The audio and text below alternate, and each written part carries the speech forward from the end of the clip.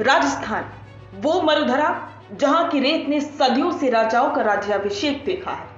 लेकिन जब लोकतंत्र का सूरज उगा तो तलवारों की जगह वोट की ताकत ने ले ली और इस सियासी बिसात का सबसे बड़ा केंद्र रहा जयपुर। वो शहर जो सिर्फ गुलाबी पत्थरों से नहीं बल्कि सत्ता की गलियारों में अपनी पहचान बनाता है। आज हम बात करेंगे जयपुर की उन 19 विधानसभा सीटों की जहां की जीत तय करती है कि राजस्थान के सिंहासन पर कौन बैठेगा। तो तैयार हो जाइए क्योंकि यह है सिंहासन का सफर। कहानी शुरू होती है 1952 में। देश आजाद था लेकिन राजस्थान अपनी रियासती पहचान से लोकतंत्र की ओर बढ़ रहा था। पहली विधानसभा में केवल 160 सीटें थी। उस वक्त जयपुर जिला आज की तरह बड़ा नहीं था लेकिन इसका रसूख तब भी सबसे ज्यादा था। 1977 आते आते सीटें बढ़कर 200 हो गई। आज जयपुर जिले के पास कुल 19 विधानसभा सीटें हैं। ये 19 सीटें वो चाबी हैं जो राजधानी के साथ साथ पूरे प्रदेश की किस्मत खोलती हैं। साल 1962 पूरी दुनिया ने देखा था जब महारानी गायत्री देवी ने स्वतंत्र पार्टी से चुनाव लड़ा और ऐसी जीत दर्ज की कि उनका नाम Guinness book of world record में दर्ज हो गया। वो दौर था जब महल के एक इशारे पर जयपुर की जनता अपना नेता चुन लेती थी। आज वक्त बदला है लेकिन रसूख आज भी कायम है। वर्तमान उप मुख्यमंत्री दिया कुमारी जो विद्याधर नगर से रिकॉर्ड वोटों से जीती, इसी शाही विरासत की अगली कड़ी है। यानी कि जयपुर में आज भी राज और काज का संगम देखने को मिलता है। अब चलते हैं उन सीटों पर जहां मुकाबला सांसें रोक देने वाला होता है। सबसे पहली बात सांगानेर की। इसे भाजपा का भेद्य किला कहा जाता है। आज इसी सीट का प्रतिनिधित्व कर रहे हैं मुख्यमंत्री भजनलाल शर्मा।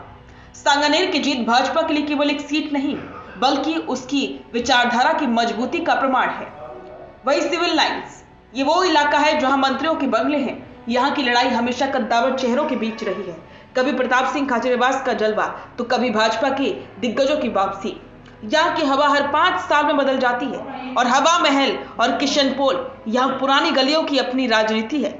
यहाँ का चुनाव हिंदू मुस्लिम समीकरणों, व्यापारिक मुद्दों और सांस्कृतिक विरासत के इर्द गिर्द घूमता है।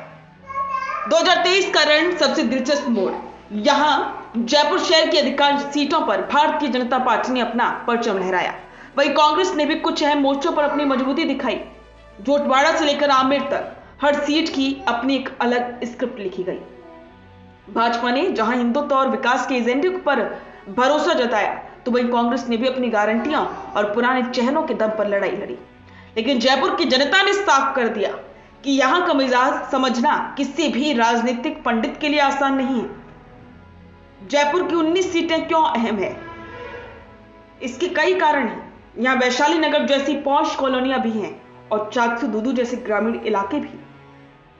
यहाँ ब्राह्मण, वैश्य और मुस्लिम वोटर्स के साथ साथ जाट और राजपूत समीकरण भी जीत हार तय करती है। जयपुर एजुकेशन हब है। यहाँ का युवा वोटर सोशल मीडिया और विजन को देखकर वोट करता है।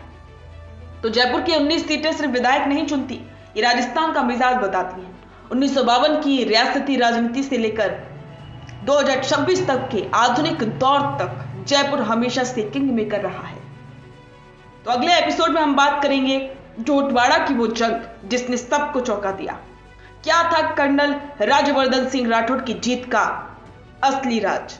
जानने के लिए सब्सक्राइब कीजिए द फैक्ट इंडिया। क्या आप भी करना चाहते हैं अपने गांव का नेतृत्व? आपका अपने गांव के लिए विकास का विजन क्या है? पंचायत में आपके होने से बदल सकती है आपके गांव की तस्वीर। तो आज ही अपने गांव की बात कीजिए द फैक्ट इंडिया के साथ। व्हाट्सएप कीजिए इस नंबर पर।